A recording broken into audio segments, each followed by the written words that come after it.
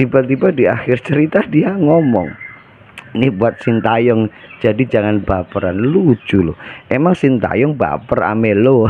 Cok ya Teli, gak mungkin lah sekelas Sintayong baper sama Bung Toel. Bung Toel nyentil lagi coach Sintayong. Sebenarnya saya itu udah nggak mau ngebahas tentang Bung Toel lagi. Di beberapa konten saya benar-benar sudah melupakan Bung Toel. Tapi kali ini Bung Toel lagi-lagi membuka lagi, menyentil lagi coach Sintayong, lagi-lagi malah membicarakan tentang kemungkinan besar adanya duit 1 juta euro yang dipersyaratkan untuk masuknya Justin Hubner ke timnas Indonesia. Oke, kita sliding tackle.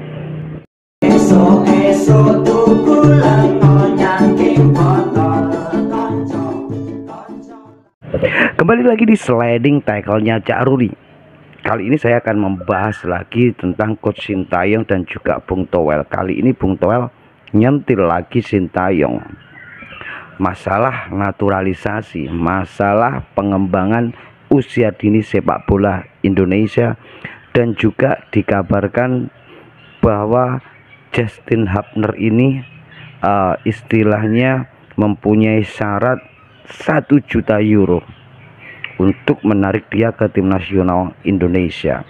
Jadi kali ini kita akan mencoba meluruskan. Sekali lagi saya kira apapun untuk tim nasional Indonesia buat saya halal pokoknya. Karena kita sebagai pecinta sepak bola timnas Indonesia udah terlalu lama, kita udah terlalu haus melihat pertandingan-pertandingan yang mewah, terlalu haus pengen banget mendapatkan sesuatu yang berbeda dari tim nasional Indonesia kita saat ini. Yang pertama, kita akan membahas tentang rumor yang akhirnya juga dibahas oleh Bung Toel bahwa Justin Hubner akhirnya bergabung dengan tim nasional Indonesia. Itu ada sesuatu hal yang syarat ataupun kebutuhan yang harus dipenuhi oleh PSSI yang diinginkan oleh pihak Justin Hubner.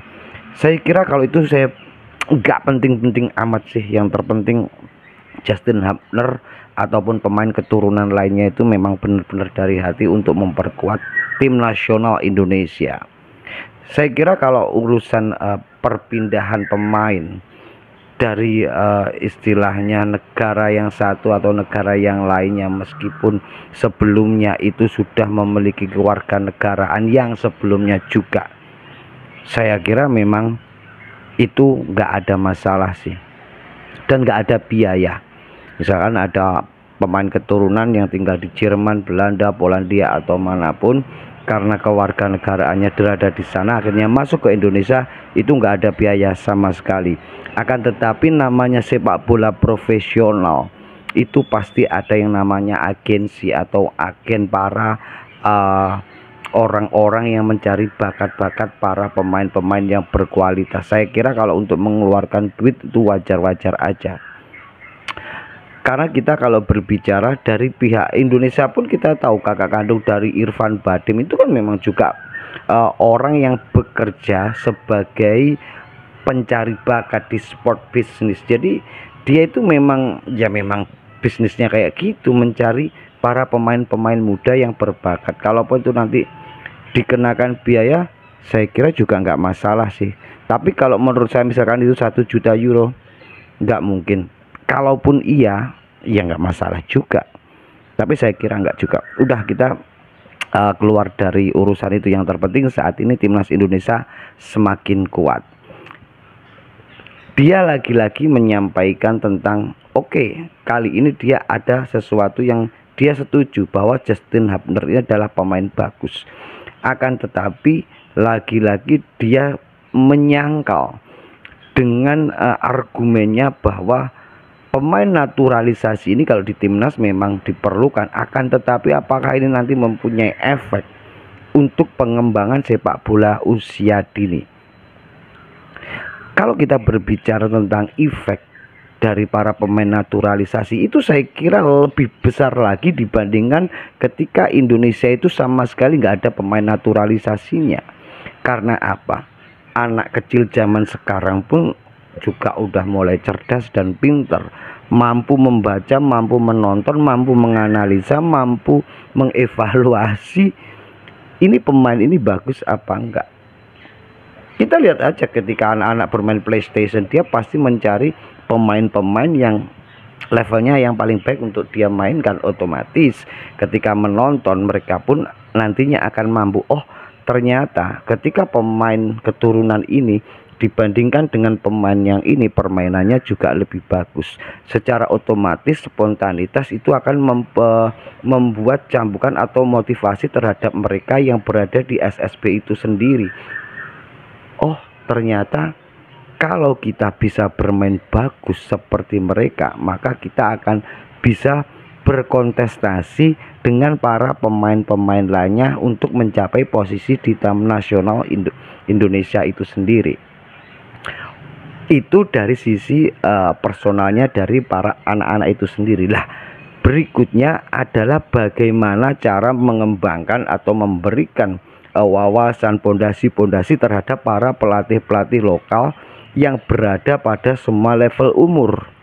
Caranya gimana? Iya, para pelatih-pelatih lokal ini harus melek dong, harus mau dong belajar, harus mau dong merubah mindset, harus mau dong merubah bagaimana cara-cara memberikan pelatihan-pelatihan ilmu-ilmu dasar sepak bola tersebut kepada anak-anak itu sendiri.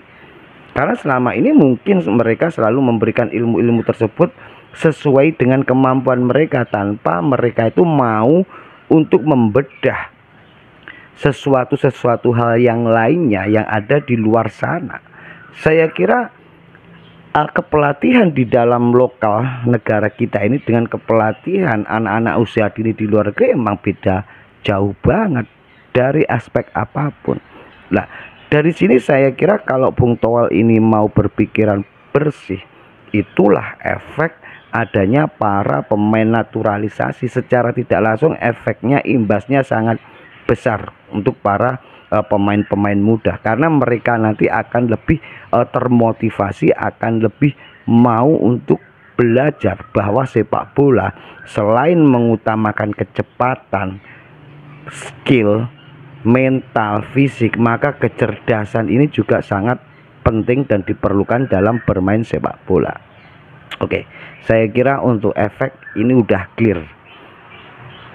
Berikutnya yang paling gemesin, Bung Toel ngatain tiba-tiba di akhir sebuah podcastnya dengan salah satu YouTuber itu, tiba-tiba di akhir cerita dia ngomong, ini buat Sintayong, jadi jangan baperan. Lucu loh, emang Sintayong baper amelo cok ya Teli, gak mungkin lah sekelas Sintayong baper sama Bung Toel.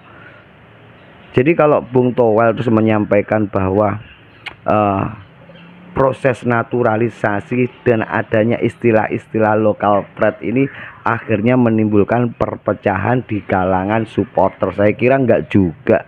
Buat para supporter-supporter penikmat timnas Indonesia, kalau mereka itu berpikir cerdas, saya kira enggak terpecah.